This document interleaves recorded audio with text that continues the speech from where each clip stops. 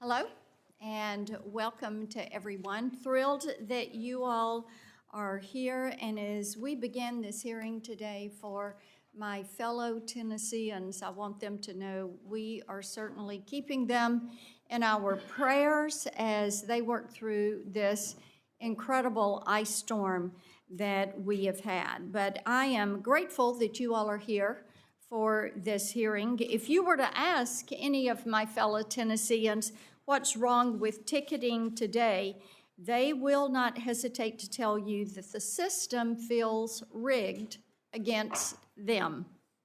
They follow the rules, they get in the queue so that they can make a purchase, so they're in there in advance, and they do everything right. And then they watch the tickets vanish in seconds, and they come back on the secondary markets at 3 or 4 times the price. Now, sometimes they have these tickets in their cart, and they move to checkout, and before they can click to buy, the ticket vanishes. It is gone. And then sometimes the other problem is they go to the resale site and they think they're buying a ticket. Again, they're following the rules. They want to go to the show. They want to go to the concert. They want to go to the sporting event. But the ticket really does not exist because the scammers and the scalpers are selling speculative tickets. And I hear from a lot of these constituents that are buying these tickets that don't exist or are priced at exorbitant prices.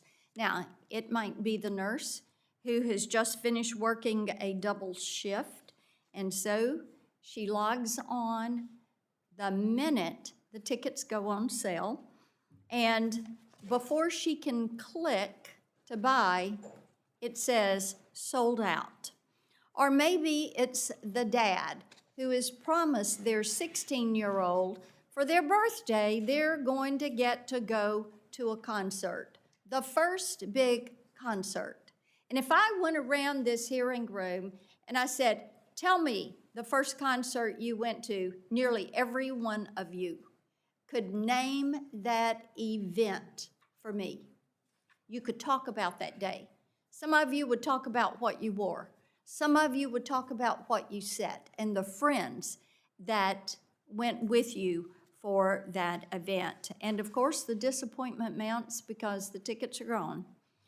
Fans are not angry about the fact that tickets are popular and that events are popular. They're fans, and they want this experience. What they're mad as hell about is that the system is stacked against them. The ticket industry should desire to do better. They should want to do better for fans of these artists and sports teams and shows. But consumers have lost faith that the rules apply not equally to the marketplace and to them. They favor the bots, the brokers, all the bad actors that are in this marketplace. Now, for years, many of you know this, about a decade, I've been working to address these ticketing issues because fans deserve fairness, transparency, and a real chance to see the artist they love, the teams that they love. And that is why Congress passed the bipartisan, bicameral, Better Online Ticket Sales Act, the BOTS Act, to stop the use of these automated tools and the other schemes that are cheating consumers, that are circumventing safeguards and undermining trust in the live entertainment marketplace. For years, the FTC failed to use the tools at their disposal to go after the scalpers. And by the way, they didn't have any help from Ticketmaster going after these guys. Now, that changed when President Donald Trump went into office. And he was joined in the Oval Office by my friend Kid Rock. And President Trump issued an executive order on combating unfair practices in the ticketing marketplace. The order specifically urged the FTC to rigorously enforce the Bots Act. Chairman Ferguson immediately answered that call, and I'm pleased that the Bots Act is finally being enforced as intended. There's so much that we are going to discuss today, including the ongoing enforcement action being pursued by the FTC against Live Nation and Ticketmaster. The FTC suit alleges that bad actors routinely bypass ticket limit enforcement measures to buy large blocks of tickets, which were then sold on Ticketmaster and Live Nation's own resale platform. How about that? Going to get you coming and going. Instead of holding these brokers accountable, and by the way, they know that these bad actors are out there, the FTC alleges that Ticketmaster turned a blind eye to these violations and violated the Bots Act simply because Ticketmaster wanted to make an extra buck. They're looking for that extra % on every sale. Over 3 years ago, Mr. Joe Burkhold, the Live Nation president then, sat before me under oath in the Senate Judiciary Committee and said that Ticketmaster does everything in its power to stop scalpers using bots and other means of circumvention from hoarding tickets and harming consumers. If the lawsuit against them is any indication, that is far from the truth. I will tell you this. If the local utility company and the local bank can block the bots that are trying to get in their system every single day, every day, a powerhouse like Live Nation, Ticketmaster, honest to God, ought to be able to figure this out, and I am tired of waiting on them to do something about it. It is negligent. I'm also looking forward to discussing the consumer protection issues specific to the secondary market, like speculative tickets, deceptive URLs, exorbitant resale prices, and a number of other issues addressed in legislation that this committee has worked on for years. Here in Congress, we're going to continue to fight for the fans and for the artists and ensure a fair ticketing marketplace. At this time, I recognize the ranking member for his opening statement. Thank you, Madam Chair. Thank you all for being here. It's easy to see that, we deal with a lot of emotional issues in this building, and this is not there's no difference here. People care about music in a very powerful way. I think this is an important discussion around the live entertainment industry today in this country. And fans across the country dedicate their time and their energy to attend live entertainment, like whether it's on concerts and sporting events. Live events brighten our days. They help bring communities together and create a sense of purpose and unity. When you're part of an audience with a major musical event, you become part of a community in the duration of that performance. These events allow performers to show off their talent, oftentimes at the highest level, and they're creating memories that will last a lifetime. Somebody who grew up in the 60s and went to Woodstock, I realize that's no proof of product, but I have seen my whole life people having those memories change their lives for the better. But what once was an easy, clear, reliable experience for fans to get online or walk up to a box office and buy tickets has turned into a confusing marketplace. Today, a consumer will have to pay an additional administrative fee, a delivery fee, a payment processing fee for every ticket they purchase. It's a checkout gauntlet. I was in the restaurant business and we opened brew pubs across Colorado, and Our North Star was to always make sure that our customers, in music you'd call them our fans, that they had the best possible experience, that there'd be the highest probability that they would come back and be a repeat customer, right? The cheapest customer to get is the one that you've already had. If they ordered a craft beer, our job was to make sure that the craft beer was the best craft beer that they could get.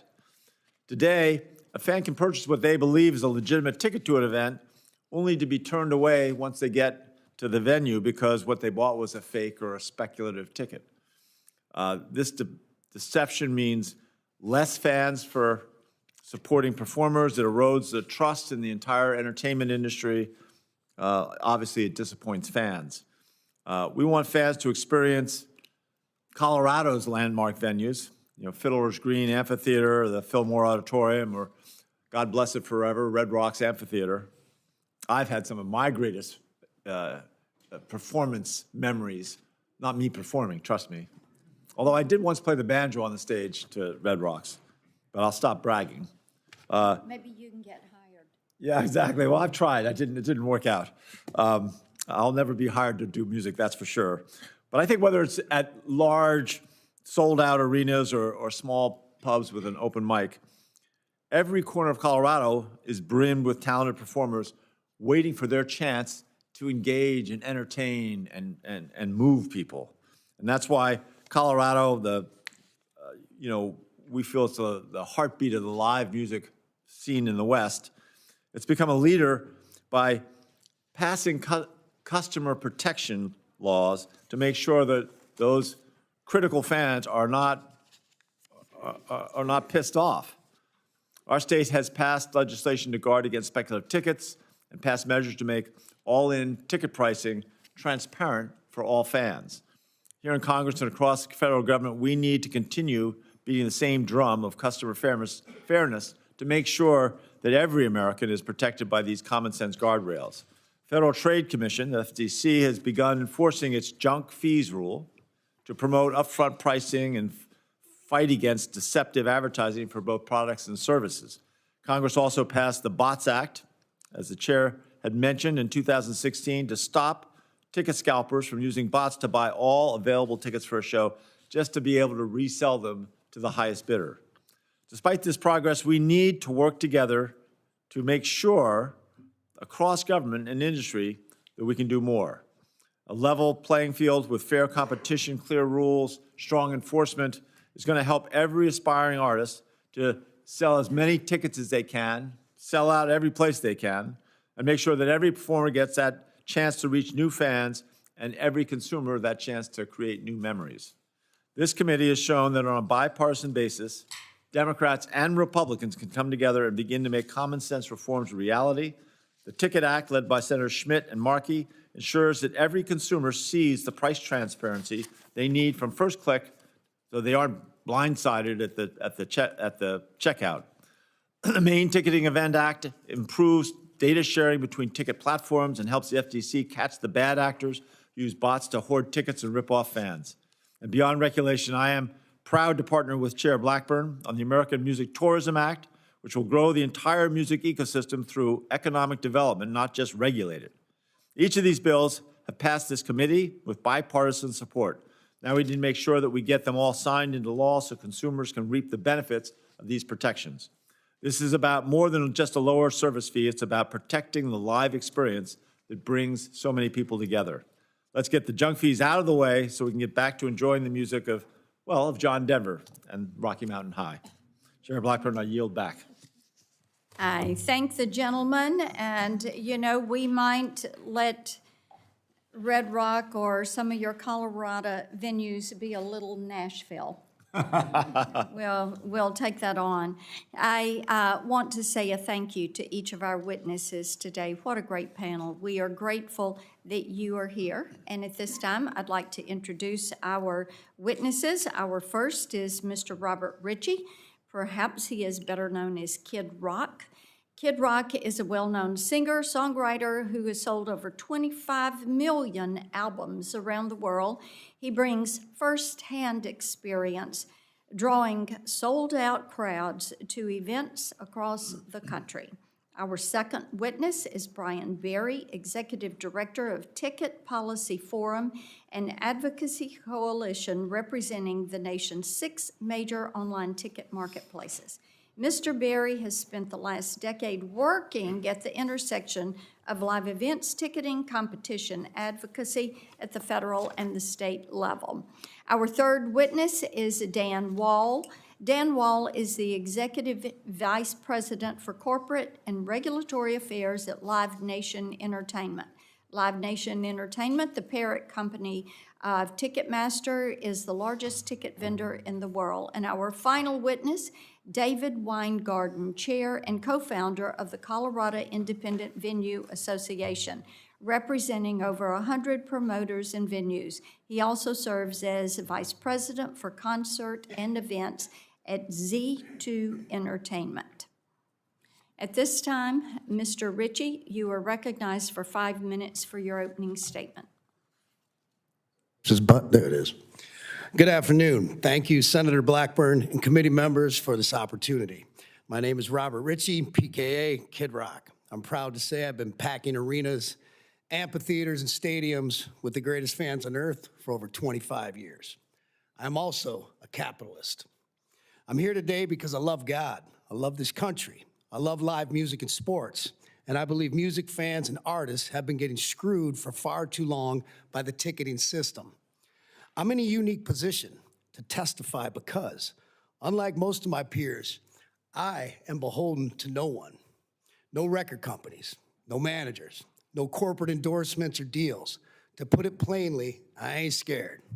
I ain't scared to speak out on these issues like many artists, managers, and agents are for fear of biting the hand that feeds them. I'm here because hardworking Americans who love live music deserve better, and because artists deserve control over their own work.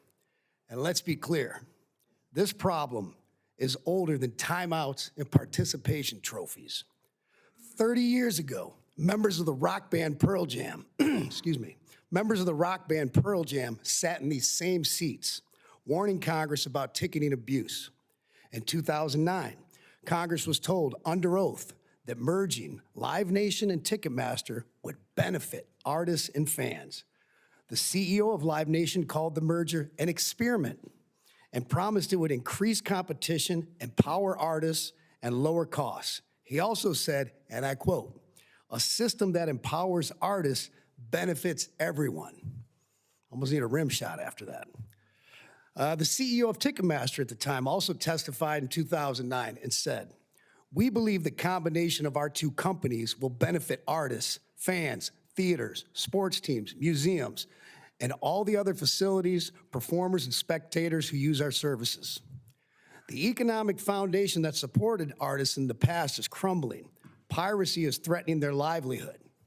Secondary ticketing is driving up prices for the fans with absolutely no benefit to the artist.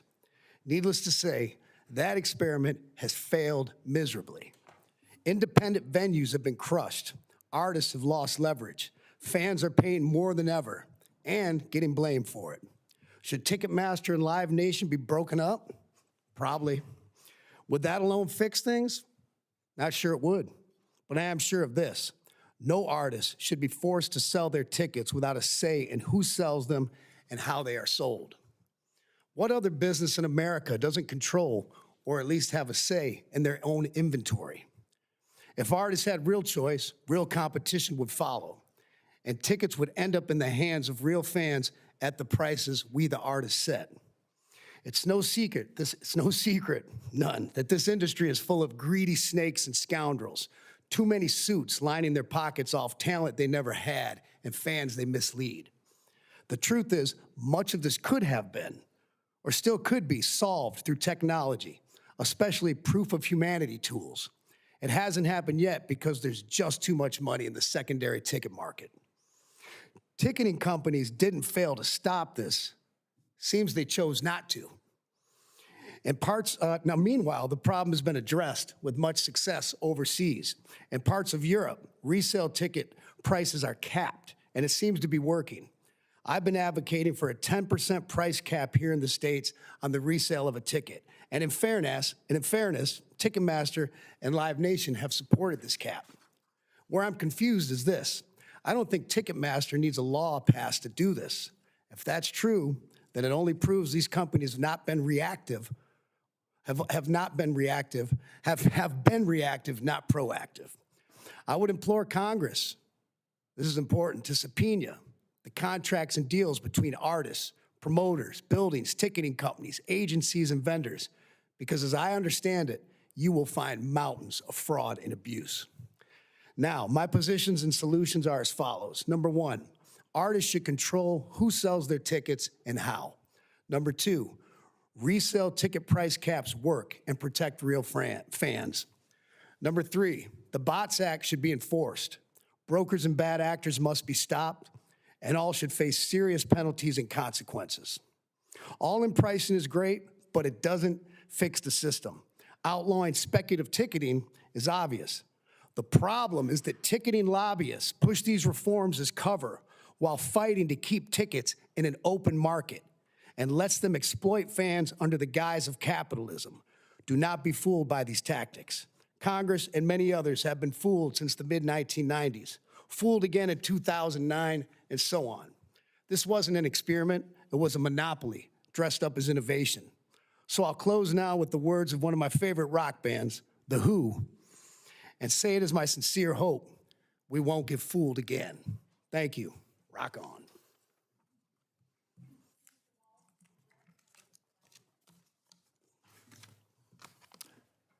Thank you, Chairman Blackburn, Ranking Member Hickenlooper, and other members of the subcommittee. I am Dan Wall, Executive Vice President for Corporate and Regulatory Affairs at Live Nation. I thank you for the invitation to appear today. Just like the members of this subcommittee, we love the live entertainment experience, the magic of the show or the big game, and we are proud of our contribution to the explosive growth in the industry. Today, there are more shows than ever before, more artists touring, and more tickets available to fans at every price point. We're also proud that Live Nation and Ticketmaster have led the industry in working with artists in particular in finding solutions to the problems in the ticketing marketplace that frustrate fans. We're proud that our resale marketplace stands alone in putting the interests of artists and fans first, in sharp contrast to the ticket broker-driven business models of the secondary resellers represented at this table. And we actively support public policy initiatives and reforms on transparency and unfair resale practices, the kinds of things addressed by the Main Event Act and the Ticket Act. And on these issues, Live Nation consistently stands with artists, with venues, and with fans, and in opposition to ticket brokers and other resale marketplaces. We are acutely aware of the frustrations fans feel about their ability to get tickets to in-demand shows, the kinds of things that you mentioned in your opening statement, Madam Chair. How are so many tickets getting into the hands of scalpers? Well, the short answer is through an increasingly sophisticated technology package that is automating the business of ticket scalping. For a long time, we thought of this as the bots problem, and that remains a problem. Through Senator Blackburn's leadership, the principal law on this subject is the Bots Act of 2016. The problem is only escalating. Our data shows an extraordinary escalation in bot attacks. 4 years ago, in 2022, we were blocking roughly 37 million bots per day. Yet in the fourth quarter of 2025 alone, we blocked 566 million bots per day on average. That is a 15-fold increase in 3 years. And obviously, we can't block that many unless we're being attacked by that many or more. And the problem is not just bots. We are facing a proliferation of ticket harvesting technologies. The Scalper's technological toolkit has expanded and now includes software that allows users to manage multiple browsing sessions simultaneously, proxy services that mask a user's true IP address, and software that creates a massive number of fake ticket accounts. Incredibly, Ticketmaster now receives up to 25 million account sign-up attempts every day, 99.7 of which we reject because our technologies determine they are not real fans. We are fighting back with the most sophisticated defenses out there, including most recently identity verification which is the technology that Kid Rock mentioned. Live Nation is also giving artists new and powerful tools to fight scalping, such as our face value exchange, a service that permits tickets to be sold for what the first purchaser paid and no more. We know, as the chair has said many times, that doing all of this and addressing these problems is our job. We don't shirk that responsibility at all. We, in fact, are stepping up to it like never before, and yet our artists and fans still need help, which we hope will be the focus of this hearing. Now, I know that some of you will want to ask about the FTC's lawsuit against Ticketmaster for allegedly violating the Bots Act. My October 17 letter to Senators Blackburn and Lujan goes into this in some detail. What I want to say now, Madam Chair, especially to you and Senator Lujan, is that your letter to our company after the lawsuit was filed did get us thinking about this as more than a legal issue between us and the FTC. You pointedly asked us why Ticketmaster allows brokers to maintain multiple accounts and use them to join on sales to buy tickets. That prompted us to take a harder look at our own policies and implement changes that we hope creates a better experience for fans. We've made big changes. Ticketmaster policy is now to limit everyone and every entity, ticket brokers included, to only one Ticketmaster account. We will no longer let any broker maintain, buy concert tickets with, or post resale tickets for concerts using more than one account. And we will not allow any broker to post more tickets on our resale marketplace than the posted ticket limit for the show. In closing, I submit to you the real question is how we are going to get others to do the same thing. The broker-first resale sites will never do this voluntarily. Their business is 80 to 100% broker-driven. About 3% of our income comes from the resale of concert tickets. So when you look at it from that perspective, the question is, what can we do to get them to comply? Thank you.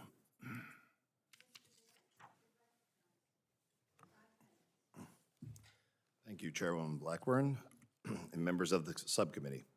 My name is Brian Barry, and I serve as Executive Director of the Ticket Policy Forum. Thank you for inviting me.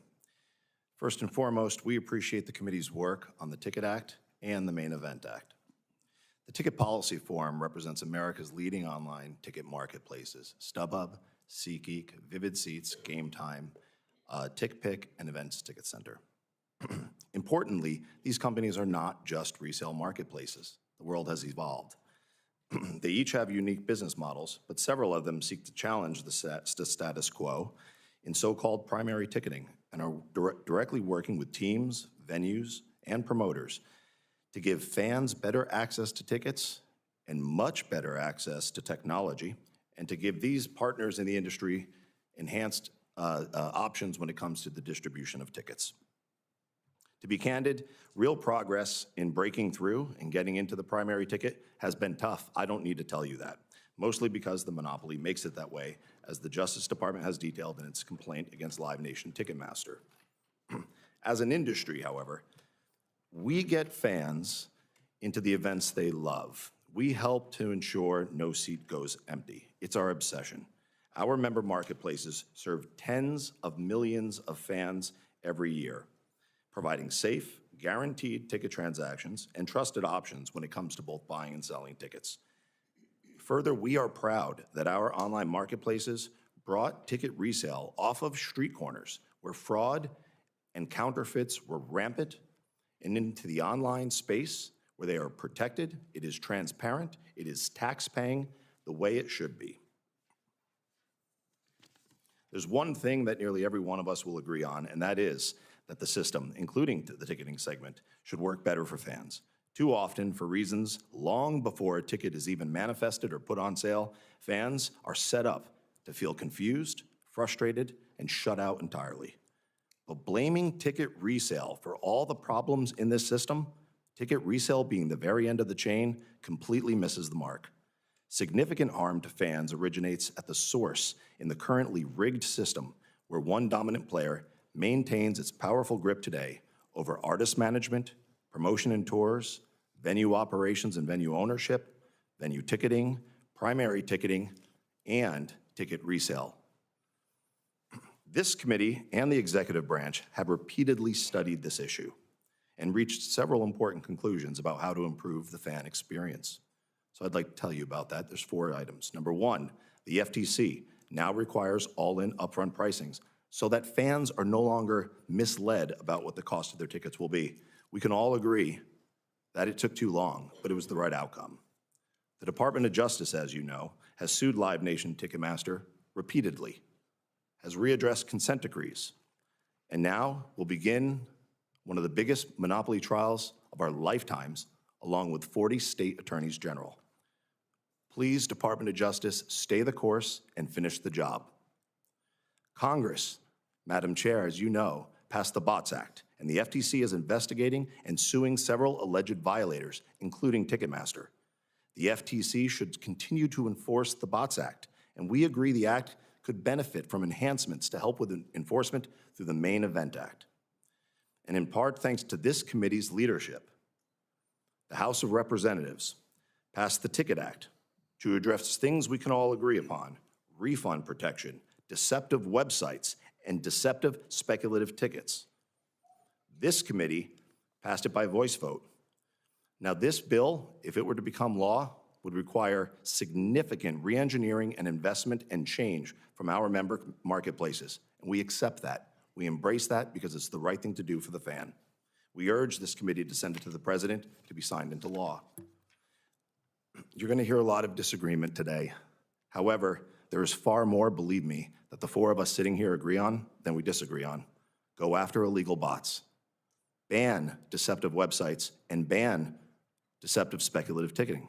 Our platforms support stronger fan protections that include more transparency, less deception, and more enforcement of fraud and abuse. What we can't support and don't, however, is completely locking fans out with other options, eliminating legitimate resale, driving resale into fraudulent black markets, and giving more monopolistic control to one company under the false banner of reform.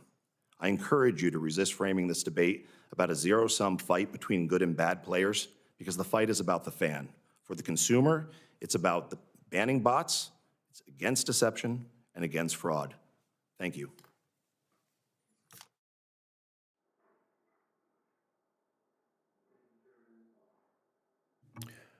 Thank you, Chairman Blackburn, Ranking Member Hickenlooper, Ranking Member Cantwell, and the members of the subcommittee. My name is David Weingarden, and I'm grateful to be here to discuss all of this. I'm Vice President of Concerts for Z2 Entertainment. We operate 3 independently owned venues across Colorado: the Boulder Theater and Fox Theaters in Boulder, Aggie Theater in Fort Collins, and exclusively book several more across the state, producing approximately 700 live shows annually. We didn't choose to become policy advocates. We chose to run small businesses, employ local workers, and bring live music to our communities. But the scale and aggressiveness of the ticket scalping market has left us with no choice but to speak up. So what's going wrong? Fans are unnecessarily price gouged on reseller sites when cheaper tickets are still available from our box office. Billions of dollars in Google ads steer fans into the scalping market. StubHub alone spends $800 million annually to have their website and ticket listings appear on search engines ahead of ours. StubHub had active listings advertising $40 parking spaces at the Merriweather Post Pavilion right here. The problem? Parking is free at the Merriweather.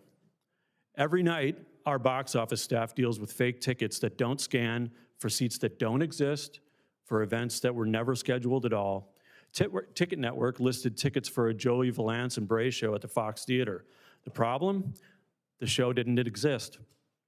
One fan paid more than $300 to a scalper for 2 Big Bad Voodoo Daddy tickets at the Boulder Theater, which cost $27 on our site. The reseller also promised, quote unquote, guaranteed first 8 rows. The problem? The show was standing room only.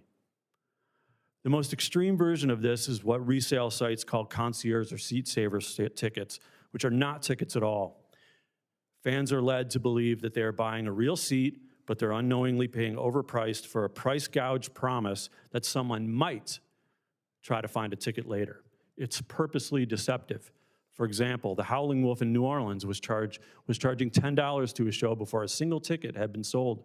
Despite that, StubHub was listing a speculative ticket for $964. We found seat saver tickets on Vivid Seats for Beyonce in Houston, Atlanta, New Jersey, and Las Vegas for rows at the venues that did not exist. This is the core of the concierge model. Charge first, source later, maybe. That is why the music industry does not support the House Ticket Act as written. It claims to ban speculative tickets, but creates loopholes that allow this deception to continue under a fancy new name. You couldn't sell a car, a hotel room, or a plane ticket you don't own and call it a service. Live shows should not be any different. When something goes wrong with these fake tickets and overcharged tickets, fans don't blame the scalper who sold it to them. They blame the venues and the artists. We are responsible for paying artists, staffing, safety, production, payroll, rent, performing rights organizations like ASCAP, and more. Scalpers and their platforms do not pay any of these costs. Nothing. And they definitely do not deal with the upset and angry fans at the door. At Z2, we've been forced to print out and keep this reseller customer support sheet because fans are angry and confused that this is quite literally the only thing that we can do to help. Anyone who's tried to get help from these sites knows that phones don't get answered, emails go nowhere, and travel expenses aren't reimbursed. The question before Congress is not whether fans are being harmed, they are. It's whether federal policy will finally catch up to the realities of ticketing in the United States. Congress should ban speculative ticketing with zero loopholes for schemes like SeatSaver. Embrace bipartisan movement in the states by passing a national ban on resale above face value and a cap on outrageous resale fees. Ban deceptive URLs, spoof websites, and predatory search engine advertising. Support the U.S. Department of Justice effort to break up Live Nation and Ticketmaster, and close the Bots Act enforcement gaps by passing the Blackburn-Lujan Main Event Ticketing Act. Artists should be able to control how their tickets are sold. The fans should be able to trust the platforms that they use. And independent venues should not have to fight for survival while scalpers make billions off of our risk. We need Congress to act now. In an era defined by division, live music continues to create connection and common ground. Making it affordable for Americans is definitely worth fighting for. Thank you for your time.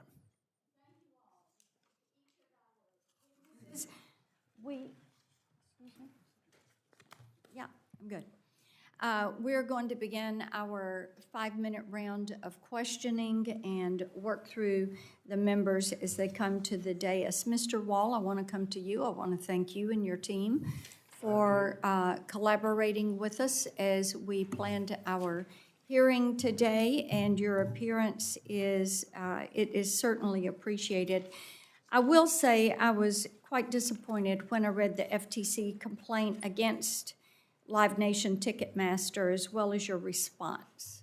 I couldn't help but remember our hearing from the Judiciary Committee that I referenced earlier, and it was after Taylor Swift's, your platform had such a meltdown. And your president, Ticketmaster's president, told members of the committee unequivocally that your company does everything in its power to stop the circumvention of your ticket purchasing limits and security measures. So, given the allegations in the FTC's complaint, how can you possibly stand by that sentiment saying you do everything you possibly can? Well, thank you, Madam Chair. Of course, it is in litigation, and it's not going to surprise anyone that we contest a lot of the most basic allegations in that case. But let me just say that the reason that I feel that I can say that quite confidently is because, you know, when we left that hearing, we got the message. We understood that we had to up our game, and we have made increase after increase in the resources that we throw into the battle against not just the bots, but all of the different techniques that Does Live Nation Ticketmaster employ a chief technology officer? Yes. You And do? in fact, we have a brand-new CEO What who is is a your technologist. expectation of that CTO? our expectation on this particular issue is to make every effort possible to get the tickets that an artist like Mr. Ritchie Have wants you to sell to his consulted fans with in other their. companies in similar nature to yours, or other companies, like I said, financial institutions that fight bots every single day? Of Have course. you all consulted with them to see what they're doing? Of course, and the new. So you've consulted with them. Have you picked up any of their best practices? Absolutely. And so why are you not able to block the bots? We are blocking over 500 million. But you're not getting all the bots. If the local power company had your approach to this, every day they would have a bot scoop in and get user data, they would get information, they might even corrupt the system because they get these cyber attacks daily. It is inexcusable that you all cannot find a way to keep transparency and fairness in this marketplace. Mr. Berry, do other of your members have problems such as Ticketmaster has? So our members have similar teams of employees who take care of those problems as well. And we have a company that is well-known and is trying very difficult to break into the primary, and has done a little bit of that, and does not experience those problems, and does ticket football stadiums as well. So you had mentioned if a broker couldn't be a part of a resale system, it would be a black market. So what is the process somebody goes through to become a broker? Is it just an email address? Is it a physical address? What is the process you require of people? So to become a broker, we are online marketplaces. So in order to sell tickets on an online marketplace, I don't know if there's a I'm fully aware you're an process to become online a broker. marketplace. Sure. In other words, do you know the people that are there? Do you have the information? Do you do enough of research to know that this is actually an ongoing concern and not a scalper? So every seller that is on a marketplace has to set up an account and be verified and provide their information and their address, et cetera. If there's ever a problem as a marketplace, like any marketplace, in our case tickets, we only do one thing, and Mr. that's Weingarden, tickets. you're kind of rolling your eyes on that. You got a response to that? I don't think that that's even possible for the amount of, So you don't believe what they're saying? I do not. Okay, that's great. Mr. Ritchie, I want to come to you. I know you've got the reputation not only in Nashville but around the country. You do a barn burner of a show, and you're known. You're going to say something for- else. Not quite, but you take care of your fans. You are known for taking care of your fans. So how has this price gouging in the marketplace affected your fan base? What do they tell you? They're pissed.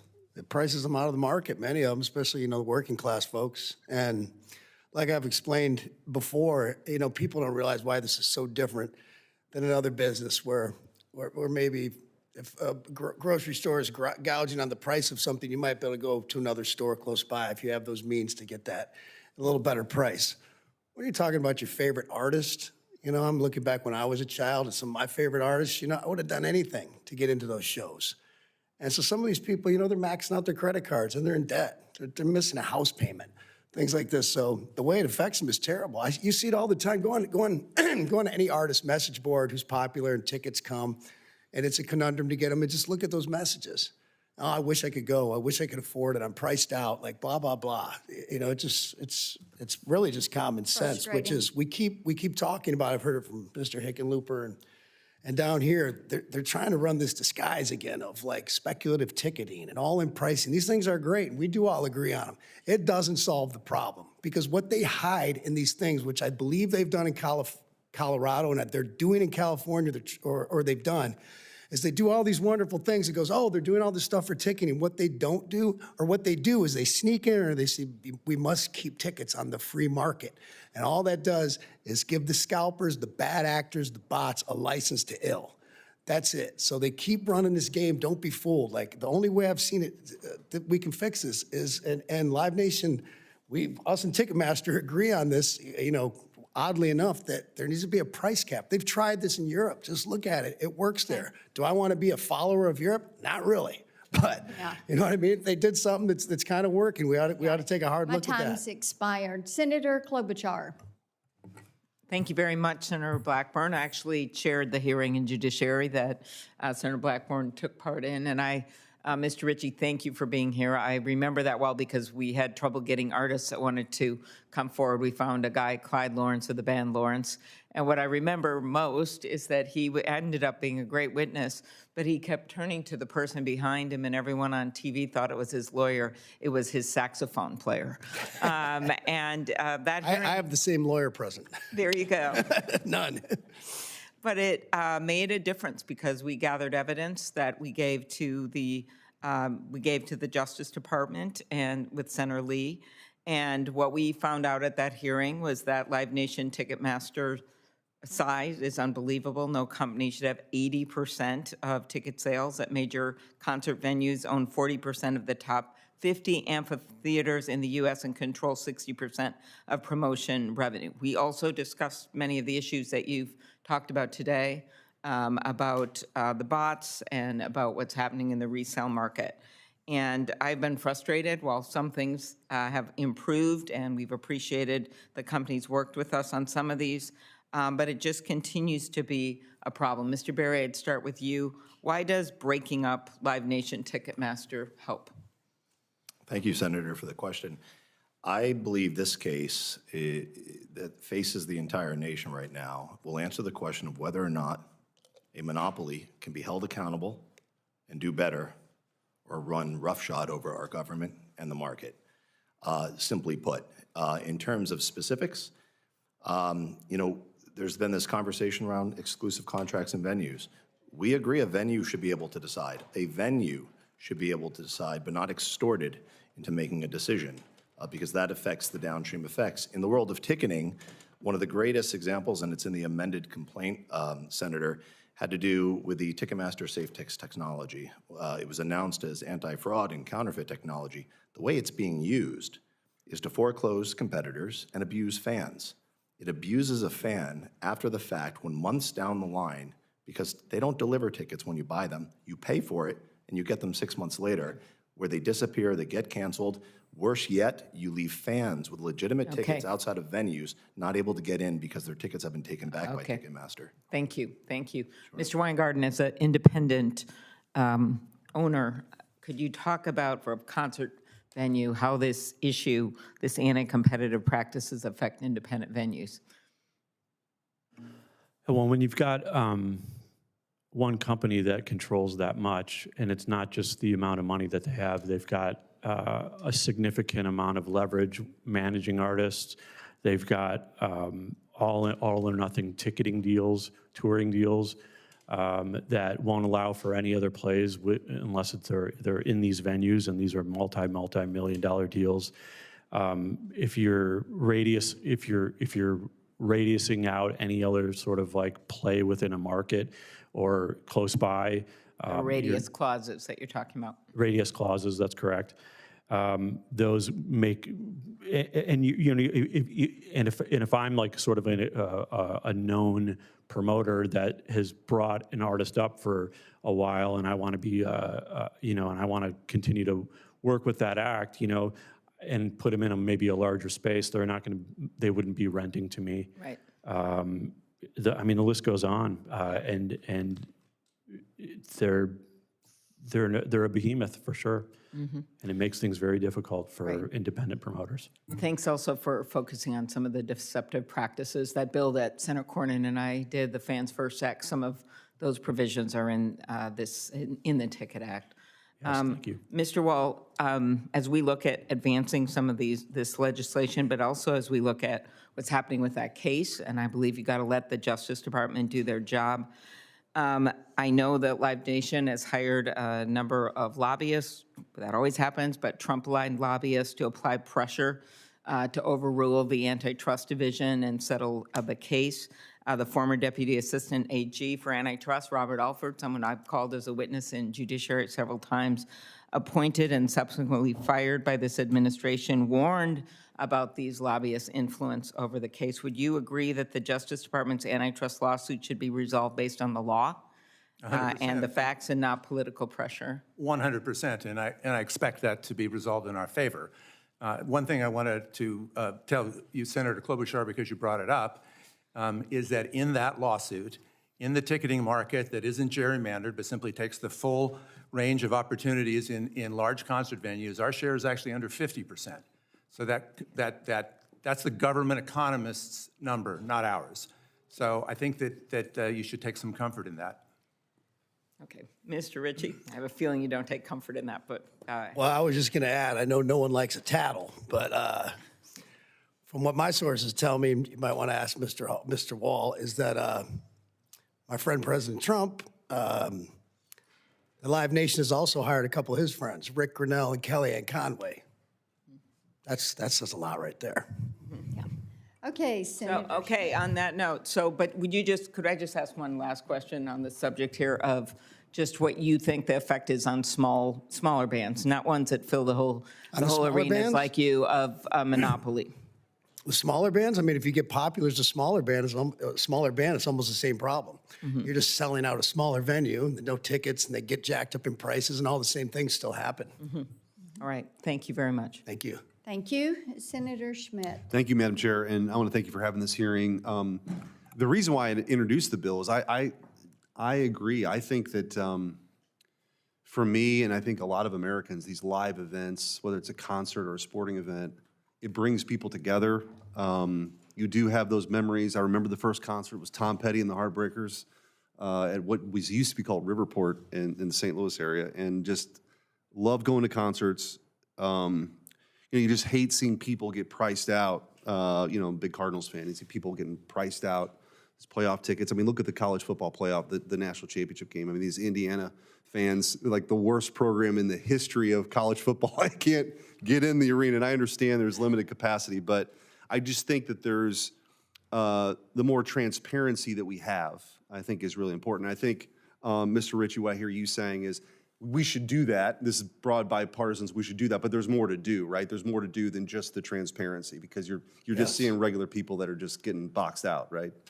Yes, those are things we can all agree on, the speculative ticketing, the transparency, all that stuff, but it does not solve the problem of getting the tickets into the hands of the fans at the prices the artists set. Like I said, I'm a capitalist, I'm a deregulation guy, but something needs to be done here. This has gone on for 30 years. It's only gotten worse. Right. Well, I appreciate you coming here today, because I think you lending your voice to this is important. I wanted to ask Mr. Wall, in a lot of these sporting events, the dynamic pricing and inventory holdbacks are now kind of routine, with only a fraction of the seats, I'd say, often actually released to the general public. Given this kind of structure that exists, what is Ticketmaster's policy on disclosing to fans how many seats are truly available for the event at the moment of sale, and do you support greater transparency standards on that point? Thank you, Senator. We definitely support greater transparency. I do have to say that there's a wrinkle in this, in that certain kinds of information are primarily useful to ticket brokers that are trying to size the market for what they can, how much they can charge, and we draw some lines there. I want to take this opportunity to say that we do not ever hold back. Ticketmaster wouldn't have the authority to do this anyway, but we do not hold back tickets from the primary ticketing market. We don't secretly send them over to brokers or anything like that. And that is one of the fundamental ramifications of the fact that a concert promoter with a CEO like Michael Rapino owns Ticketmaster. That puts us on this side of the aisle instead of this side of the aisle, because we're going to make the decisions that are good for Mr. Ritchie and other artists. How does, and I'll stay with you just for just a sec, Ticketmaster recently announced several policy changes, including limiting entities to a single verified account, you mentioned that, and removing broker management tools. How would this legislation, the Ticket Act's requirement for full transparency, complement that or help that as far as the internal changes that you're already making in that regard? Or does it? I don't see a particular connection to it, but we're going to vote yes on transparency pretty generally, just because we agree that that's an important part of the market. And a lot of these issues, particularly in the resale markets, there's so much opaqueness, there's so much misdirection that as a society, we've got to do something about that. Okay, thanks. Thank you, Madam Chair. Thank you, Madam Chair. Mr. Berry, music venues and promoters traditionally guarantee that every ticket sold by their box office admits them to the shows. How do your ticket resale platform members verify that a ticket is real prior to it being listed on their resale platforms? Thank you, Senator, for the question. We advocate, as your office knows, for interoperability and greater connections between the primary and secondary. Great example, sir, would be Pacquiolin. That's a company that Ticketmaster was required to divest during the merger, large in the collegiate area. When there's a ticket purchased or resold, there's a connection on the back end so that there's verification, and when it goes for sale, there's a guarantee it goes through. This is not just trusted, but it's verified. We'd advocate for that across the entire ecosystem. When 80% or more of popular concert tickets are controlled by one company that will not share that information, there has to be a lot of trust, and there has to be a lot of customer support. The greatest thing we can do as marketplaces then is hold the sellers accountable. So, Mr. Berry, do all your members guarantee that the ticket's good? All guarantee refund protection or comparable. Well, that's not what I'm asking. Do all Yes, your Senator. members guarantee when you buy the ticket you're going to get in? I mean, the answer is no. We can just say it. The answer is no. The guarantee I can move on to the, is that well, your ticket will work. Okay, let me or you move on to the next refund, question. Or you, I'll or you help, get I'll comparable help you with this, sir. You're not going to say it, I'll say it. The answer is no. And we know it's a problem. We need to fix it. So if you're saying that you want everyone to guarantee it, then make them. Don't allow them to be a member unless they guarantee it, and then we won't need to pass legislation. So I hope we can work on that one together. Mr. Berry, which of your companies allow speculative ticketing and which ones ban it? So multiple companies don't allow it on their platforms, and you know the challenge with speculative ticketing, sir, is that there are a lot of tickets that you may presume are speculative that have already been provided through different allotments that no one knows about because it's completely opaque and secret. There can be, you know, multiple pre-sales. There can be deceptive secret holdbacks of tickets. Now, I understand today that was challenged, but through subpoena authority, the New York State Attorney General obtained this information. So when we see some of these tickets, they are not speculative. Let me ask you the question. As for speculative, sir, we would support a ban on deceptive speculative tickets as the Ticket Act has prescribed. Would you support a ban on speculative ticketing? Yes, sir, and that's why I call for this committee to pass the So Ticket will you do Act. me a favor? And Mr. Ritchie, I appreciate your response earlier. To all my colleagues on the committee, I had the amendment. I had the amendment to get rid of speculative ticketing, and then I was told by some of the offices, take it down because it's going to take the whole act down. And I talked to the main author, Ms. Blackburn. We said, well, okay, we need this, we need the act. But if everyone here agree we should get rid of speculative ticketing? Mr. Ritchie, yes or no? Yes. Mr. Wall? In stronger terms than he Mr. wants. Berry, I heard you say yes. You want to repeat that? Yes, Senator, pass the Ticket Act. Absolutely. Let me ask Get a rid of question just real quick, speculative Mr. ticketing. Berry. You support getting rid of speculative ticketing? Yes or no? Yes, sir. It's a big change in the industry. We think it's the right thing to do for the Appreciate fans. that. Mr. Weingarden? Absolutely, Okay, well, 100%. Mr. Chairman, I'm glad you're here, sir, and we hear this, and all the staff in here hears it. And maybe we can just offer this up next time we have any bill that comes in, since we're in the Senate. There's nothing that restricts us on offering whatever we want to do. It's in the committee's jurisdiction, so I look forward to doing that with everybody here as well. Mr. Wall, let me jump to you here real quick, sir. September 2025, the FTC brought suit against Ticketmaster, alleging that the company knowingly allowed brokers to use multiple accounts to evade ticket limits. Now, I'm aware that you dispute these allegations and there's ongoing litigation. But my question is, how many bot-related circumvention referrals has Live Nation made to the FTC since the Bots Act passed in 2016?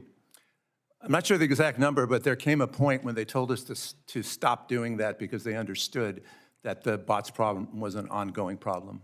So have you disciplined, Mr. Wall, any brokers, or your company disciplined any brokers or banned them from buying or listing tickets on Ticketmaster based on their circumvention of your technological controls?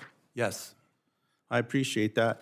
Madam Chair, I'm going to turn this back over to you. I know everyone here knows that I've been proud to work with Senator Blackburn on this issue as well. I now am proud that I heard from everyone in the industry that we can get rid of speculative ticketing. I look forward to working with the chair and the ranking member of the full committee to bring that up. And all the staff that are in here, I hope you just author it. If the chair wants to put his name on it, I'd be happy to turn it over. But let's get that done. Let's get rid of it. Thank you for the time. Thank you, Senator Lujan. Senator Cruz. Thank you, Madam Chair. Welcome to all the witnesses. Mr. Ritchie, let me say, as a Texan, I'm particularly happy to see you bringing cowboy hats back to the United States Senate. It warms my heart. Yes, sir. Let me start with you, Mr. Ritchie. In your testimony, you talk a lot about how music fans and artists have been harmed by systemic problems within the ticketing system. You've been doing this for over 25 years with a ton of success. What do you see as the biggest problem for music fans? Well, like we're saying, we keep going back to these speculative ticketing. Transparency, all this stuff, great. Everyone does agree on these small things, but it does not solve this problem. The biggest problem I see as an artist is getting the tickets at the prices I set into the hands of the fans. And like I said, I'll say it again, I'm a capitalist, I'm a deregulation guy. There's no way around this but to put a price cap on this or technology figure it out, but technology hasn't yet. Maybe they don't want them to. I mean, when people are making a lot of money in the secondary market, and I even told the CEO of Live Nation a couple years ago, I go, you guys would have probably gotten away with this a lot longer if you just would have paid the artists some of the money in the secondary market, which they never did. We never shared in that. But either way, I'm here for the fans, that's it. I would actually take a pay cut off this. I would rather have more fans and take a little less money or have packed buildings and play to that, because let's face it, as a front man and a lot of front men, we have a little bit of egos, all of us. And rather than take that little bit extra money. Fortunately, no one in politics has that. Yeah, not at all. So it's getting the prices we set, getting them in the hands of the fans. You also talked about how artists have lost leverage in the ticketing system. And obviously, venues make relationships with ticket sellers. Can you explain what it means, how performers have lost leverage, and what might change if artists had more control over ticket sales? Well, I mean, just with this, speaking of the secondary market, if I went to Ticketmaster, I don't know, a couple months ago, I got a tour coming up. I could go like, hey, we've agreed on a price for the ticket with the building, with the fees, everything. Okay, I want to buy all 15,000 tickets. No way that's happening. You can only get a certain amount for your fan club that you want. Maybe I want to do special things there. Maybe I want to do things like, have first class tickets available like an airline, but then also have some really cheap tickets around there without doing dynamic pricing, which kind of takes one ticket right next to another ticket and for no reason just jacks it up. I'd rather be transparent about this going into it. Like, yes, we know we have first-class customers, people who've worked hard and done well. We want to provide them very expensive tickets, so they're going to be there towards the end. Also want to have very cheap tickets, but I want to lay this out across the board. Just all sorts of unique things we could do with those tickets, whether it's giveaways, fan clubs. Some people have corporate deals they want to do things with, and it's not like they haven't worked with us on that. I'm not saying Ticketmaster doesn't. But just the freedom to say, like, I don't want my ticket resold at all. I'd rather a couple percentage, a few hundred people kind of get screwed over and say, I can't sell my ticket back. I got to eat it. Because I know right now if that happened, that 95, 96% of those people would have a great experience at buying the ticket. And some of these things now, I've heard in the last 6 months, we can do that. We can do that. I'm like, well, why couldn't we do that for all these years? And it seems like I said, people are being reactive instead of proactive. Let me ask the other witnesses, do you agree with Mr. Ritchie, number one, that as an artist he could not buy, say, all 15,000 tickets? And if you agree that under status quo he can't, why not? I can answer that, Senator. The reason is because in the United States, the tickets are issued and owned by the venues. The ticket is literally a license to come onto the premises during the show. And so there are venue interests here that are reflected in thousands of contracts. And what what the venues will defer to Mr. Ritchie or any other artist on are the pricing, resale restrictions, things like that, but they're not going to give up their property rights in the tickets. We too are rooting for fan success, Senator Cruz. We believe the artist and the artist success and event success, we want to see sold out. We help achieve 100% sold out. But at the end of the day, I agree, the artist, they should set whatever price they want to set. I think Kid Rock, if I may, I think he's absolutely right. He wants to set different tiers of his pricing. He can, and fans should have that option. They should also have the option, if they choose, to recover their costs if they can't use it or to be able to resell it. Ticketmaster doesn't make it very easy, sir. Sometimes these price caps come with price floors. It happened to me, and I'm in the industry last year up in Baltimore to see Billy Joel and Stevie Nicks. Took my kid up there. One of us couldn't make it due to business, and we weren't allowed to even resell it for $50. It was a $180 ticket. They set a floor. That seat went empty. An empty seat doesn't buy beer, hot dogs, or merchandise. So we think there ought to be options for consumers. I don't think anybody disagrees with the fact that there should be some resale available for those types of events that occur. That being said, when a bot or somebody comes in and purchases hundreds of tickets or whatnot, and we are looking at it as a venue, as a sold-out performance, so we staff as such with 100% staffing, the whole lot, and we're also paying the artist for those for that sold-out show as well. And unfortunately, when those brokers can't get their tickets sold, we'll see a drop count, which is how many people are actually through the door, of 60 to 70%. So now we've lost 30 to 40% of the income from food and beverage, which is how we make our money as a venue. And so, and to put the salt on the wound is that these brokers, these scalpers, will then claim fraud on all of the unsold tickets and will get their money back from these credit card companies. And so we'll get charged that as well. They're called chargebacks. So not only do we lose 30, 40% on those tickets that go unsold for the food and beverage, we get double charged on the chargeback, and there's no way for us to make our money back at all. All right, so my time has expired, but Mr. Ritchie, I'll give you a chance if you want to respond to those comments. I don't know if you have any response. I think we're all, for lack of a better term, rock and roll, we're all kind of smoking the same dope. All right, that spices up the hearing even more. Thank you, Senator Cruz. Senator Cantwell, you're recognized. Thank you, Madam Chair. Have you gone, Senator? Do we want to let her go? Or? Sure, it's fine. Senator Blunt Rochester, go ahead. Thank you very much, Madam Chair, and thank you also to the ranking member. A special thank you to Ranking Member Cantwell for letting me go before her, and to the witnesses, thank you so much for being here. I appreciate the work of Senators Blackburn and Lujan on the main Event Ticketing Act, and also Senators Schmidt and Markey on the Ticket Act. I came to Washington to fight for Delaware families, the fans, artists, and consumers. To me, live events shouldn't be a luxury, but all too often, fans are actually facing a stacked deck online, from hidden fees to misleading listings to speculative tickets to bots that scoop up all the inventory in seconds. As everyone has said, I think many of us have experienced it. I too experienced it for Beyonce tickets. When I served in the House, I offered an amendment that was included in the previous version of the Ticket Act to crack down on deceptive ticketing websites or fake URLs. And I'm committed to building on that work and making online ticketing fairer, more transparent, and more affordable for fans. Mr. Berry, we know cybersecurity is a major threat to online ticket consumers.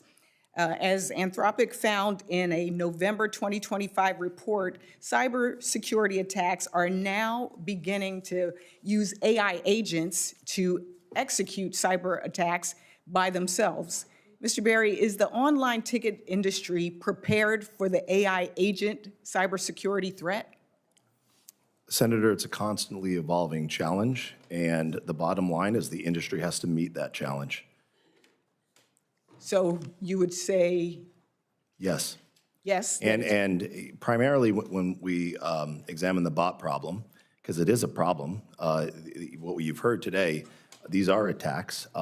There's no place in the system for them. Jumping ahead of a consumer in line and scooping up the tickets just shouldn't be something that can be done by technology. Candidly, that just speaks to an anti-fan approach.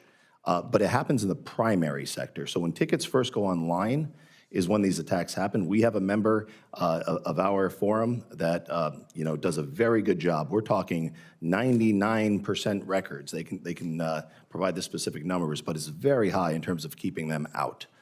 Yeah, I would say I remain still very, very much concerned. For example, the Associated Press reported last year that a crew in New York illegally and without the AI tools, this was without the AI tools, used email redirects to take over accounts and then resold more than 900 digital tickets for pricey events, including the Taylor Swift concerts. Considering this and many other examples, Mr. Wall, what steps has Live Nation taken that will reassure consumers that the ticketing marketplace will be fair and secure? Thank you, Senator. It's obviously an important question with AI and all the various manifestations. And we are very much looking at both the positives and the negatives of AI. Your question about the defenses, one of the things we're seeing, Mr. Ritchie mentioned earlier about how an important tool that we use to stop the bad actors is identity verification. Well, of course, now what we're seeing is AI agents pretending to be humans to try to pass the identity verification. Right now, I think we're on top of that issue, but it is one of the major initiatives that we have announced at the company as an across-the-board investment in the AI technologies, both on the kind that can serve the fan and the kind that can protect the fan. And I know you just mentioned the new steps have been taken to address it. Mr. Weingarden and Mr. Wall, one popular tactic is used, it's called the Weingarden model. In exchange for stronger security, and the model requires consumers to give up some of their personal data and convenience by locking tickets into a special app that prevents using these tickets with screenshots or wallets. Yet reports like the one from 404 Media suggest resellers can still bypass these walled gardens. Mr. Weingarten, from the independent venue perspective, do ticket transfer restrictions genuinely reduce fraud? You know what? I'm not quite sure if that actually reduces fraud or not, but I do know that at some points it is necessary to be able to transfer tickets to, if you can't make a show or something like that. But I'm not quite sure, and I'd never heard of the walled garden either. So I'm sorry that I don't know about that answer. That's okay. I will submit some more questions for the record for the witnesses. But again, bottom line, this is truly about the fans. It's about the artists, and it's about making sure that we, in this age, also care about what's coming next, whether it's AI or quantum and how it's going to be attacking these systems. So thank you very much. I yield back, Madam Chair. Thank you, Senator. Senator Cantwell, you're recognized. Thank you, Madam Chair, and thank you for holding this important hearing, and for you and Senator Hickenlooper, but I want to thank you particularly for your advocacy for the music industry and for your steadfast approach in helping on all sorts of legislation that is trying to make sure that content created by artists are protected and that it's not replicated with AI and a variety of other things. So I'm definitely supportive of the Speculative Ticket Act that Senator Cruz and we passed here, but it hasn't gone all the way through the process. Definitely, I think Senators Markey and Schmidt, I think Senator Schmidt was here earlier and mentioned that he's supporting that. Definitely in support of upgrading the Bots Act of 2016. I don't think it's strong enough. But I think the larger issue here, first of all, love music in the Northwest. We are a big music state. And Mr. Ritchie, appreciate you mentioning Pearl Jam. We have lots of venues. We have lots of places for artists to perform. We're very proud of that. But we're not proud if we can't get the artists in those venues. And the sea change that's happened in the meantime that we've had this conversation is the fact that Live Nation and the tickets are now 80% of the market. So the Department of Justice, along with 40 attorney generals, including my home state, are currently suing Live Nation and Ticketmaster, including monopolizing live events industry.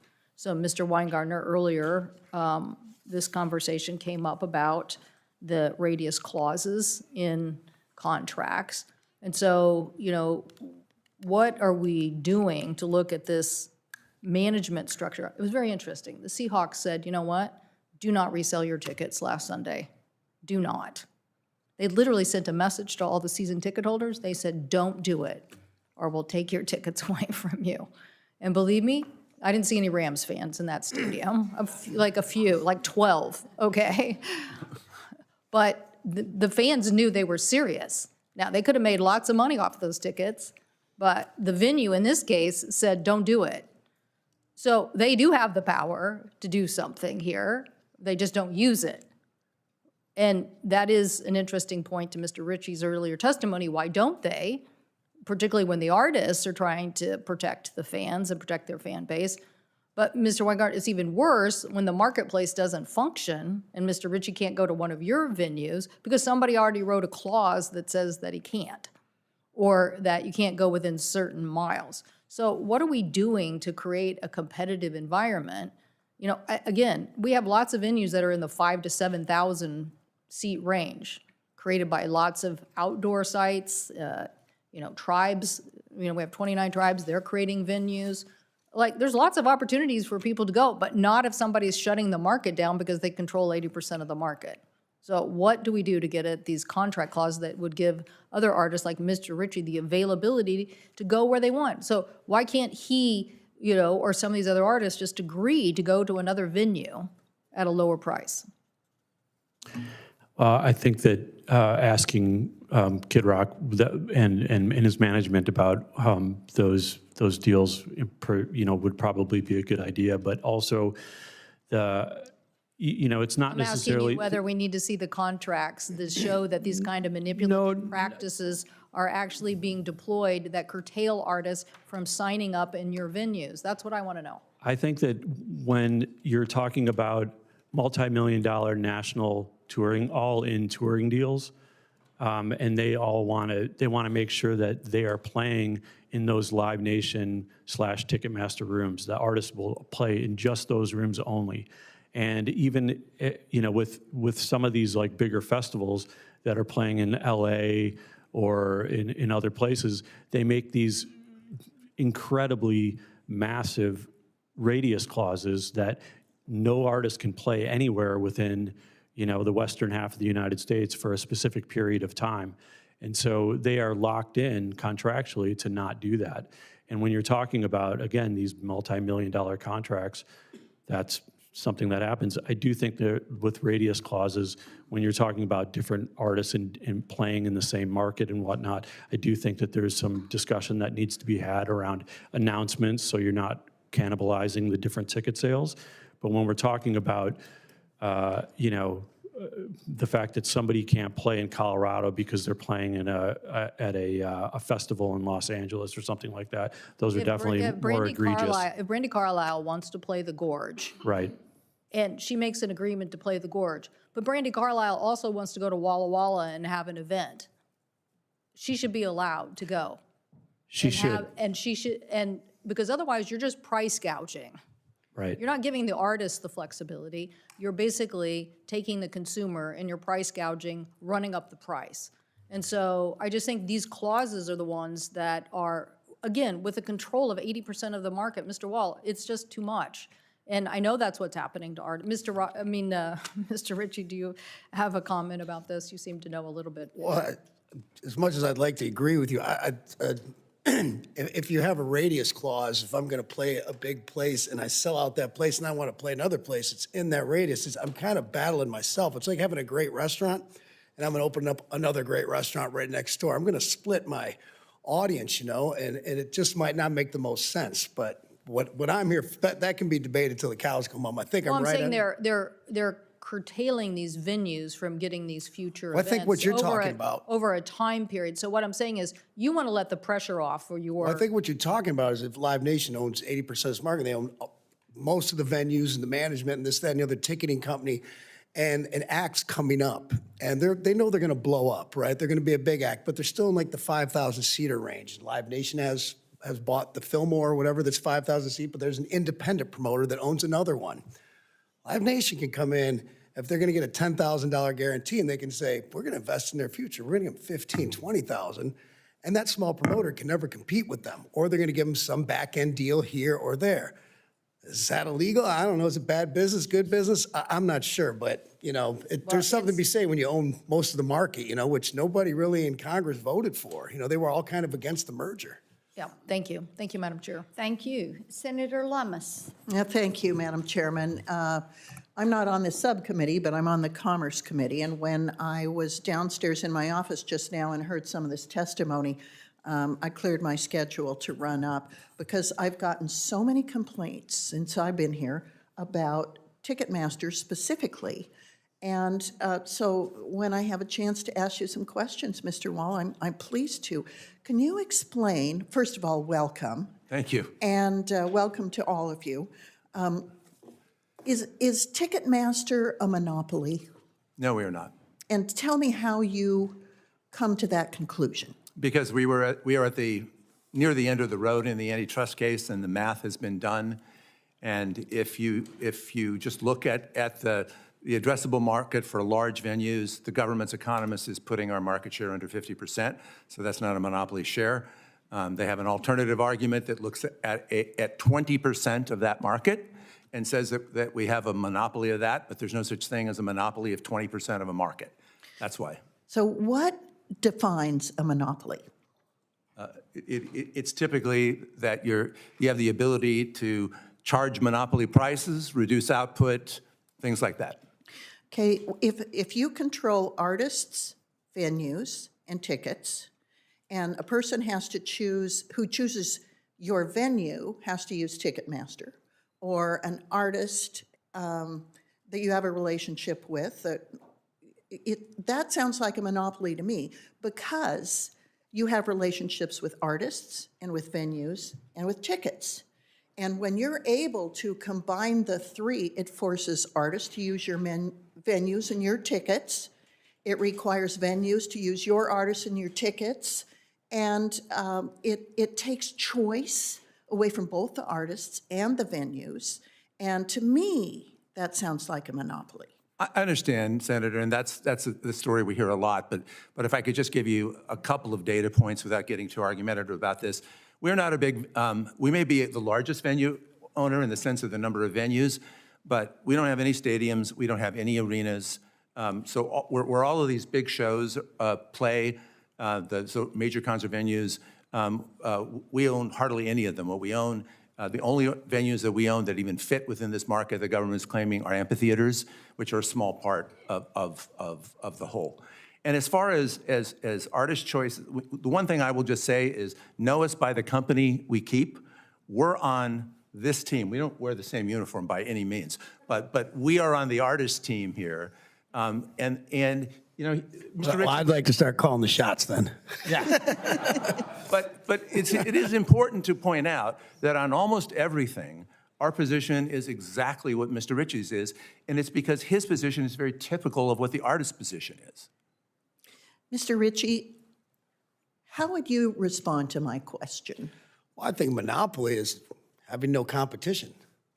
I think it's the opposite of this number and that number. I can't keep up with you, Mr. Wall, with the numbers, but it's lack of competition. And I think if there's more competition, let's say in the ticketing market, then that would make things better for the fans and for prices and for the artists. And, you know, and I would say let the artists bear the blunt, take the risk and reward. You know what I mean? If I say that I want tickets to be sold with a no resale, you can't resell them, period. Yeah. My fans are going to go like, oh, I couldn't go and Kid Rock's a jerk. Whatever, that's fine. I mean, they pretty much bear the blunt of it now, and StubHub does, and rightfully so. Rightfully so, because they don't give us the freedom to do what we want with our inventory. They don't exist without me and everyone else. Right. That's a fact. I think we can all agree on that. Mr. Berry, how would you respond to my questions? First and foremost, on the monopoly question, Senator, I'm looking forward to the Justice Department and 40 state attorneys general, bipartisan team of attorneys general figuring that out. The Department of Justice should stay the course, finish the job. If they're watching today, don't settle. Let this play out. As a fan foremost, that's how I got into all of this. I'm pretty sure if it's someone in the schoolyard that can bully and beat everybody up, that sounds like a monopoly to me, and that's what's happening. Mr. Weingarden? Garden? Sorry. Yeah, we are, the artists hold all the marbles. I mean, the artists and the artist team, they hold all the marbles, and we want to play with the marbles. So we're going to do everything that we can to make sure that the artist is happy, and we want to make and get them what they need. At the same time, when you're dealing with, you know, a monopolistic corporation, or you're dealing with a bunch of StubHub, you know, and secondary and scalpers and whatnot that pay none of the costs. None of these costs are getting paid by these scalpers. Yeah. None of them. We pay them constantly, and when that's happening, it's not equitable. It's not fair. There's no competition. You know, they're making their profit margins are enormous because they are not sharing in any of the risk. Mr. Ritchie, do you hold all the cards? No, hardly. I just want to say there's so much money in this business. There's enough to go around for everyone. That's a fact. But the one thing we can agree on, there's a lot of merit here to everything we're talking about, but we have to get the middleman out of the way. Just let me get the tickets to the fans at the prices I want to set. Madam Chairman, thank you. Senator Hickenlooper, you're recognized. I was enjoying being incognito. Long before I ever dreamed of getting into politics, I was out of work geologist and opened a large restaurant in Denver called the Weingarden Brewing Company, brewed his own beer. Took us 2 years to raise money. My mother wouldn't even invest, although you don't really care about that. We put a jazz club in the basement, so I became a venue. And so we were the place between Chicago and San Francisco, so Freddie Hubbard would come and play a weekend. We didn't ever get any of the big acts, but we did well enough to lose $30,000 or $40,000 a year, which I looked as collateral damage because people came in and ate in the restaurant upstairs. But I did get a sense of how it worked. Got to be friends with a guy named Doug Kaufman, who was a local promoter. He was trying to renovate this beautiful old theater from the 20s, the Ogden Theater, and I knew him from that. And he was putting on a show at Red Rocks, and he had Spin Doctor, Gin Blossoms, and Cracker. This is like in 1993 or 1994. And his father, who would always loan him the money when time came due to make the big down payment for the lead act, which in this case was the Spin Doctors, his father would do it. His father was building renovating his house, so he couldn't do it. So he came to me, and I got my restaurant. We co-signed the $40,000 loan, so we'd give all that money to the Spin Doctors, who turned out to be out of fashion by the time the concert started. And Doug had promised me that, you know, you could tell how much they'd already sold 25% of the seats 2 months out. And he said, I guarantee you, you won't lose money. And we didn't. And that, you know, there's a poster somewhere in the universe where it's produced by Nobody in Particular Presents, that's Doug Kaufman's company, and the Weingarden Brewing Company. But I saw just how arbitrary, how fast it all happened. I ended up, you know, basically, I took all my ill-gotten gains and put them back into gift certificates to help him renovate the Ogden Theater. But it created this, once I became mayor, and the city of Denver owns the Red Rocks, I became obsessed with why can't we do more acts and more things, and it turned out we could. It turned out the mayor gets to make that final decision. And I think that's where a lot of my passion from this kind of comes from, is seeing how it works up close and personal. Let me start, Mr. Weingarden. Thank you for joining us today, and your work in the Colorado music industry has helped keep us a leader in music. Now that the senator from Washington is gone, I can say really on a per capita basis, way beyond Washington. Next year, Boulder's actually going to start hosting the Sundance Film Festival. As you mentioned, when fans purchase a ticket, they expect to be allowed to enter the show to get what they paid for.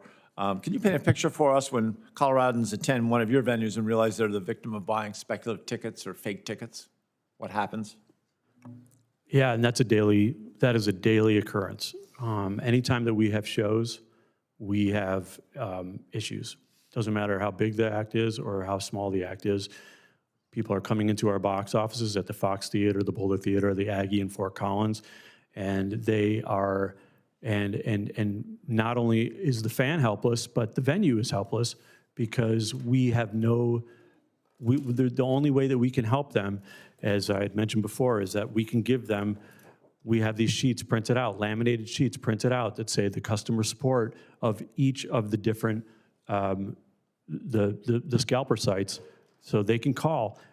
But the problem is that one, the phones don't get answered, the emails don't get, people don't respond to the emails, and it's always after the fact.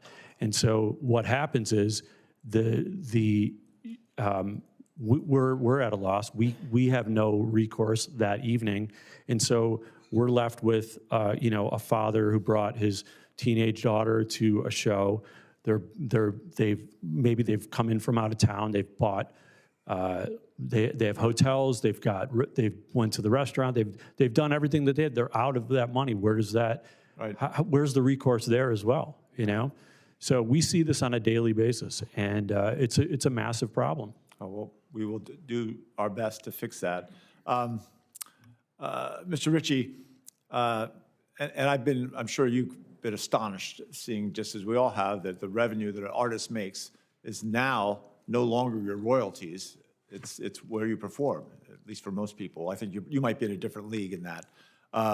But you've worked with countless venues and performers and middlemen and promoters and platforms. And as much as you love seeing fans sold out, I wanted to ask just a question about dynamic pricing and whether there isn't a way to get the artist more money from that. If that ticket's going to be resold, shouldn't the artist get a piece of that, a cut of that? And wouldn't that justify that open market after tickets have been sold? I don't know if it justifies it, but it definitely would have shut everybody up for a little while longer. If they would have let the artists share. That's all we hope for in the Congress, right? Secondary market or whatnot. But I think that was kind of, they started this thing called platinum ticketing, and that's kind of what it was. They kind of shared some of that revenue with the artists. It was just this, it's like, no, we don't want any of this. And to be honest with you, back in the day, I didn't really understand it. I don't think most acts do either. You got these managers who aren't really managers anymore. Manager used to just look out for one act. Now they have these conglomerate of acts. They have 10, 20, sometimes hundreds of acts. So they got to play nice with everybody. They can't just go, screw you, this is what my artist wants to do, blah, blah, blah. Right. And they're going to take as much money as they can because they usually get paid a percentage off the top. So I'm not a fan of any of that. Like I said, I would rather just have them like an airline. I'm going to have some first-class seats. I'm going to have some economy seats. You're going to know what they are right up front. Yeah, well, I'm out of time. I do appreciate all of you being here. When I first got elected governor, we had the One Republic, Lumineers, Nathaniel Rateliff, and Ice all came in and donated their time to play for our inaugural. That was fun. That's a good show.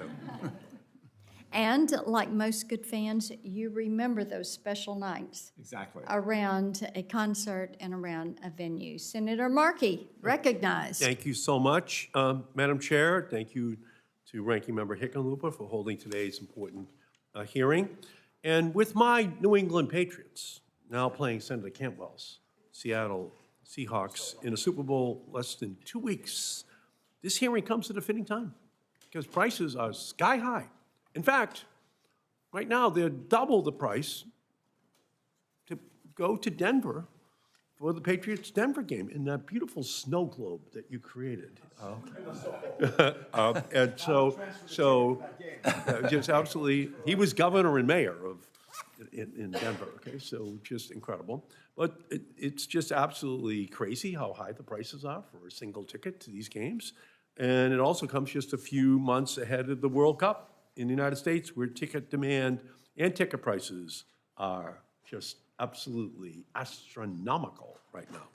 So consumers are understandably frustrated by the state of ticketing today. from hidden fees to ghost tickets to deceptive advertising, misleading ticketing practices plague the industry, and it's time for them to end. And that's why Senator Schmidt and I have introduced the Ticket Act to clean up these unfair and harmful practices. And we're doing it on a bipartisan basis, and I thank Senator Cruz and Senator Cantwell for signing up for this legislation and moving it through by a voice vote last year. And I'd like to ask for this letter from the Consumer League, National Consumers League, in support of the Ticket Act to be included in the record. Without objection. I thank you. The National Consumers League and other groups such as the Sports Fan Coalition have been critical advocates for pro-consumer and pro-competition policies, and I'm proud to have their support on this bill. And now I want to get each witness on the record about important policies in the Ticket Act.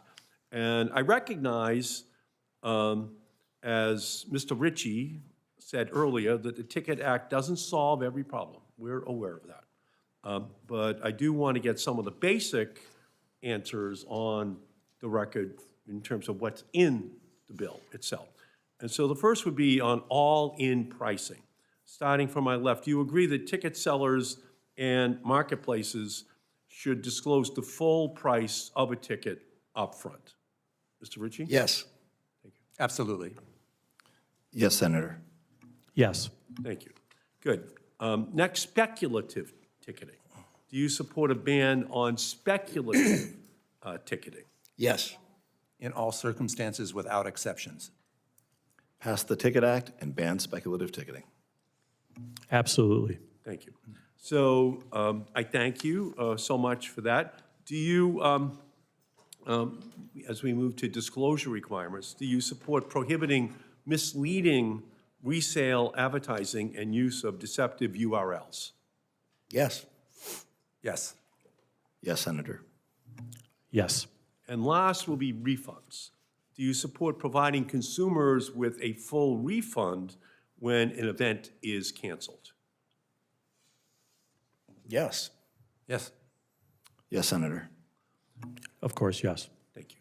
And thank you. Those answers were almost as good as the Patriots' defense against Denver on Sunday. So sorry about that. But I hear unanimous support for the key provisions in the Ticket Act from the main stakeholders in the ticketing industry, and I look forward to working with my colleagues to get this bill. It's a good start. Thank you. Good start.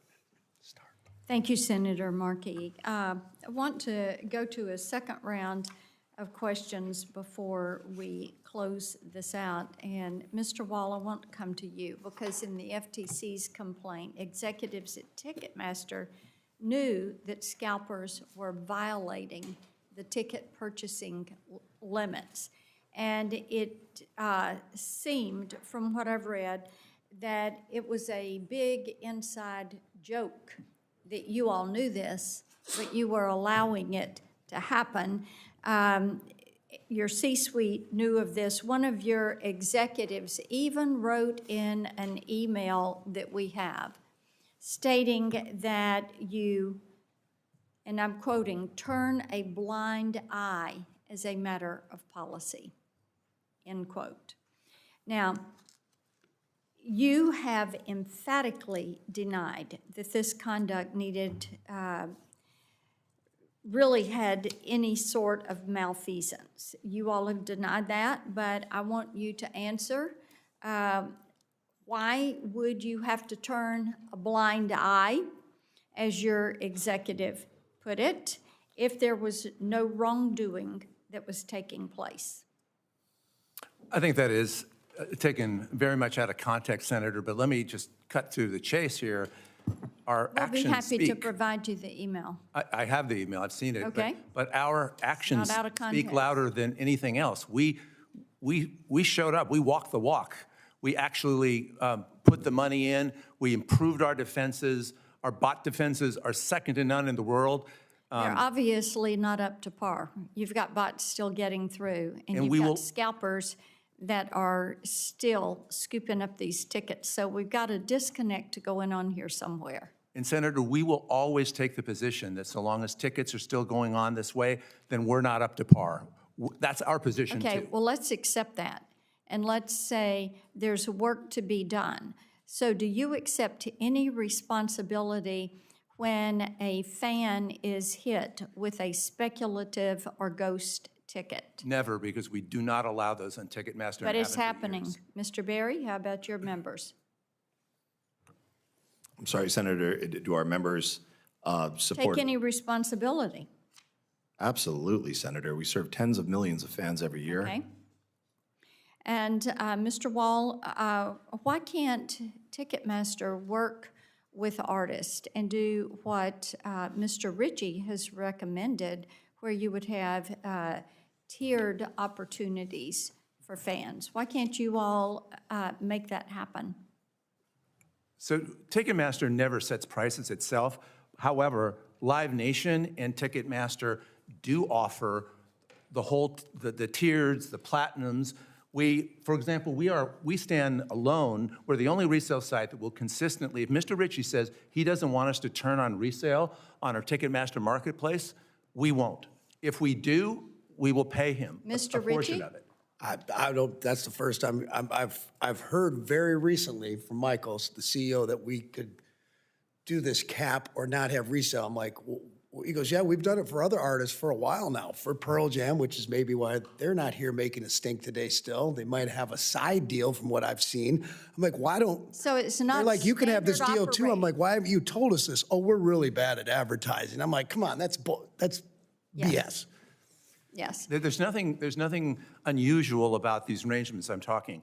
Every artist that we promote has the option How to tell can us. it not be unusual if the artists don't know Right. that this We'd have is no an idea. option? I would be happy to put in the record the list of dozens of artists Then you that need we have 'em turned right here. off the Start TM Plus. supplying. I know You who need the to- artists I are. I would got 'em. recommend that you submit a list. Let me ask you to submit a list of artists who are able to control their ticket sales, who are able to turn off the secondary market, and who are able to work with you how they want to tier these tickets. Let Senator, me move if I on may, to, Senator, well, no, I'm moving Face on. value exchange. We are the only one that offers artists the opportunity Mr. to do Wall, face value exchange. I've got another long? question for you. Since we'd invented it a few years ago.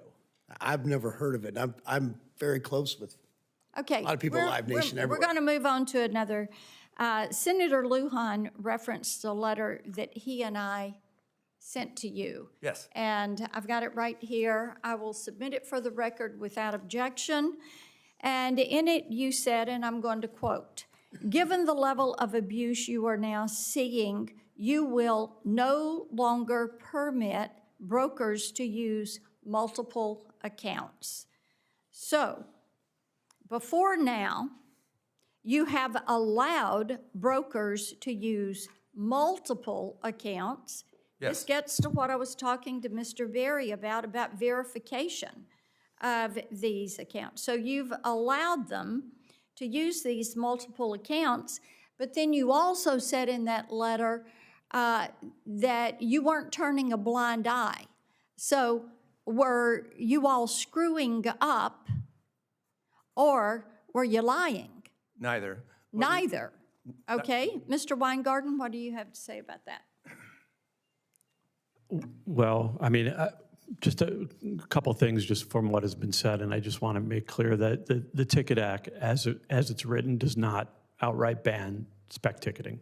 Right. So that definitely does need to get updated or changed. Okay. And since we're all in agreement, that would be great. But the other piece is that, sorry, I lost my train of thought. What was the question again? I apologize. We were talking about, he was saying that we were talking about the brokers. Multiple accounts. Scalpers, and the multiple Oh, yeah. accounts that the brokers had, and they had responded. We have the email where one of the C-suite said that they just turned a blind eye. It was standard practice. But in the response to Senator Lujan and I, they responded, "Given the level of abuse you are now seeing," like it was just now beginning to happen, "you will no longer permit brokers to use multiple accounts. And you had referenced the ghost tickets, speculative Right. tickets. So I was asking if you agreed with him. I would definitely say that we experience that quite a bit. In fact, when we're looking at different, trying to do some like scrubs to see how many scalpers are potentially hitting a particular show, sometimes they're even egregiously even utilizing the Boulder Theater's address and we'll see 20 to 30 different. And then when you find one of these scalpers, what do? We try to cancel those orders and get rid of them, Cancel the because when you're orders. seeing And you when do you're it seeing before. 60 different orders, not tickets, 60 different orders from the state of Indiana or something like that come in for a show at the Fox Theater in Boulder on a particular night, we know that that's fraudulent activity. Okay, Mr. Wall, I want to come back to you on this because I think it gets, why did you allow the abuse of the system for years? Before you said you weren't turning a blind eye, and before you said you were going to clean it up. What we allowed was brokers to have multiple accounts, and that is because virtually all brokers have multiple accounts and always have. So you did not do verification if these were actual brokers or they were bots? Oh, sure we did. Of course we did. Well, you ended up with a whole lot of bots, and then you said you're blocking a lot of the bots. So, I mean, we've still got a difference. Mr. Ritchie, you had a comment? It's this simple. If I buy a ticket and I go to the show, I'm their worst customer. If they allow these multiple counts to go on, that ticket resells and they make more money. Boom. Mr. Wall, I want to come back to you. July of last year, Ticketmaster filed a public comment in response to the DOJ and the FTC request for information on issues in the ticketing industry. Now, in that public comment, you made some very interesting arguments. Not sure I agree with all of this, but you made some interesting arguments. On page 11 of that comment, you wrote that the Bots Act, and I'm quoting, implicitly obligates ticketing platforms not to turn a blind eye to patterns of behavior that indicate unlawful ticketing harvesting. Yes. End quote. Okay, now I agree with that. You should not turn a blind eye to that. This supports the fact that the Bots Act holds companies like Ticketmaster liable for selling unlawfully purchased tickets. Senator Moran and I wrote the Bots Act, and the Bots Act was never meant to be Section 230 for ticketing platforms. So why are you now taking the opposite position in ongoing litigation? We aren't. There must be a misunderstanding, because our interpretation of the Bots Act is fundamentally the interpretation that you and Senator Lujan put forward in your amicus brief in the Key Investment Group case. And we have another amicus brief coming on the second one. Okay, do you have, Senator Hickenlooper, do you have any questions? I have myriad questions, but I will restrain myself. I wanted to, Mr. Ritchie, I wanted to ask, in your experience, your direct experience, how much control does the artist have in what the final price for an artist or a customer pays for that ticket relative to the add-ons? The final price or setting the price of what we'd The like? final price. The final price, well, not much. So you I mean, can't- that includes all the fees that tacked on, how the buildings make their money, everyone this, that, and the other. There's, they charge how much to print out a ticket at home, all these little stuff that makes no sense, like that everyone's up in arms about. We get a ton of say in what we want the tickets priced at, because that's where we make our money, and we make the majority of that money. As I'm sure Mr. Wall will be happy to tell you, that's true. But at the end of the day, no, we don't have any, over all those fees and everything that they tack on and all the stuff that people are really upset about. If I say tickets are $49, whatever, fans are usually like, okay, that's great. As artists, we want to treat our fans right. They know that. But then when they get to the end and they check out, they're like, why is this thing $75? Right. It's supposed to be $49. That's a huge problem. Right, and there's no way, when you can't restrict the contract, when you're signing a contract with that promoter, they're unwilling or unable to guarantee that they can, assuming, obviously if we do a federal law that I mean, this is why I said subpoena some of this stuff, because what I've heard, people are getting kickbacks from this. Sometimes it's the managers or the artists. You know, there's a lot of people at fault here. You know, I'd like to put it all on Ticketmaster and they take the majority of these blows, no question, them in Live Nation. But there's a lot of people there with their hands in this cookie jar that it shouldn't be in. And that's why I hope you subpoena a lot of these contracts and look for some of this fraud, because I bet there's some folks who go to jail. I'm not going to judge anybody on that evidence yet. You know, since last year, the FTC's all-in pricing went into effect. Have you guys seen a change in the market since that? And maybe each one of you can describe a little bit what the change is. And then also, if we made that a federal law rather than just a rule, would that make a difference? So that's the two questions. Have you seen a change, and would? That's great. I think that's great for fans. Just more transparency, so they don't get sticker shock when they go to check out with all these hidden fees.